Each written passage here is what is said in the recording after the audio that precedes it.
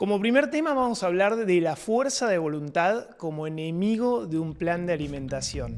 Hola, mi nombre es Diego Sibori y soy nutricionista y esto es Redefiniendo Salud. En esta segunda temporada vamos a revisar ciertas ideas en cuanto a nutrición y bienestar para poder entender con ciencia y con criterio cómo generar hábitos que perduren en el tiempo.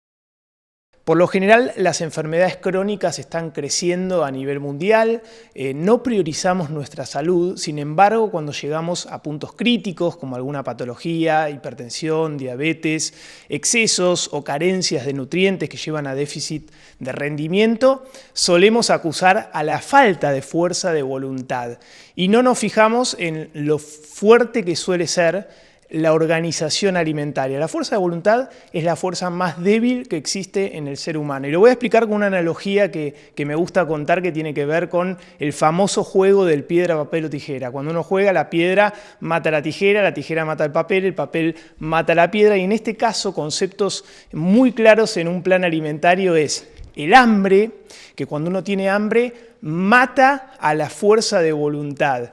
Y esta fuerza de voluntad, el que se cree que lo puede todo o que va a empezar un plan alimentario y dice yo tengo pilas, tengo fuerza, tengo motivación, por lo general deja de lado algo muy potente como la organización alimentaria. Esto quiere decir que la fuerza de voluntad mata a la organización alimentaria. Y esta fuerza tan potente que digo que es la organización alimentaria, quien basa su plan de alimentación en la organización, suele nunca tener hambre. Entonces, organización alimentaria mata hambre. Si yo estoy organizado, nunca voy a tener hambre y si no tengo hambre, no voy a necesitar de la fuerza de voluntad. Recordá que la organización es la fuerza más fuerte que hay en un plan alimentario. Eso no quiere decir que un plan alimentario tenga que ser rígido o estructurado. Voy a explicar un poco también el concepto de desorganización alimentaria. El argentino o nuestra cultura latina tiene para mí un patrón muy marcado de desorganización que tiene que ver con levantarse y no desayunar.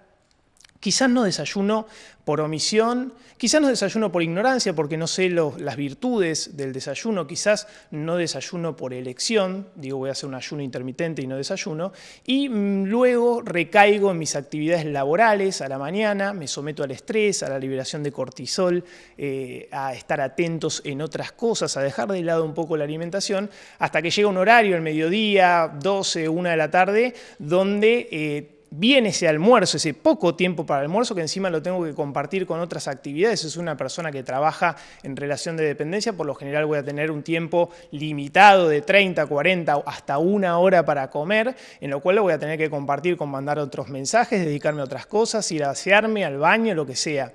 En esa falta de tiempo para comer también delego mi responsabilidad en elegir qué comer, porque el almuerzo suele ser una alimentación en Argentina de menor calidad, un poquito más cargado de harinas quizás, porque delego mi responsabilidad en decir a un amigo, vas a la roticería, tráeme 2 empanadas, tráeme una porción de tarta, como algo rápido, una porción de pizza. Entonces del ayuno completo paso a comer algo de mala calidad nutricional, quizás cargado en energía, desprovisto de nutrientes. Eso hace que toda la sangre fluya hacia mi sistema digestivo para digerir esa comida, pierdo sangre de la periferia, me siento cansado, la clásica modorra después de almorzar algo que no era liviano. De ahí vuelvo a tener un par de horas de trabajo y llego a mi casa a eso de las 6, 7 de la tarde.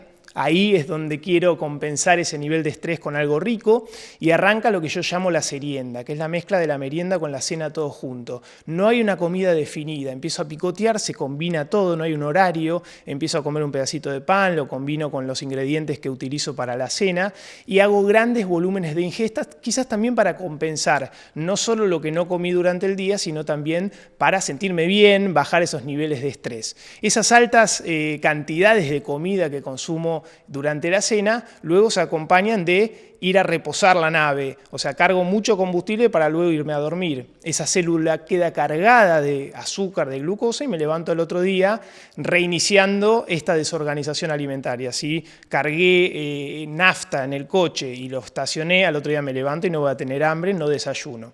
¿Cómo reseteo este sistema? Y acá empiezan los consejos prácticos. Lo primero que te recomiendo es La merienda. Acá no solemos tener un hábito de hacer una buena merienda. Si vos haces una buena merienda a la tarde, cuando digo buena merienda y completa, podría llegar a ser un licuado de frutas con un tostado con queso y tomate, una tostada con hummus, palta, quizás un licuado con alguna proteína y comer alguna tostada. Eso hace que mi avión de ansiedad aterrice a la noche. Nunca tenés que llegar a la cena con el avión despegando en ansiedad, sino siempre aterrizando. No es buena noticia que vos llegues a la cena con hambre. Si yo merendé bien, empiezo a cenar más tranquilo. Si ceno más tranquilo y menor cantidad, me empiezo a levantar con ganas de desayunar. Si desayuno, ya puedo tomar mejores decisiones en el almuerzo. Entonces ahí es como reseteás y empezás a resetear este sistema de desorganización y empezás a tener mejores hábitos. Y por último, 2 consejos muy prácticos que tienen que ver con empezar a dar primeros pasos es: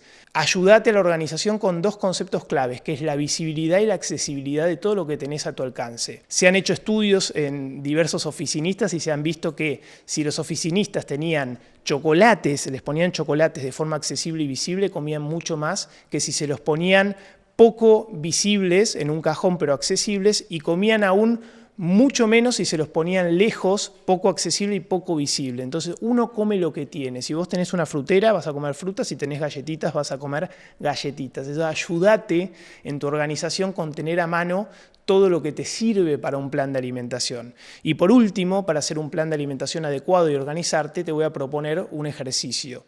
Imagínate que tenés 3 círculos, ¿sí? En cada círculo vas a empezar a agregar alimentos, anotarlos en una carpeta, si querés, en una hoja. En un círculo vas a poner los alimentos que te hacen bien, esos que sabés que recomendamos los nutricionistas todo el tiempo y que hay que comer. En otro círculo vas a poner los alimentos que te gustan, aquellos alimentos que vos sabés que los comés con agrado.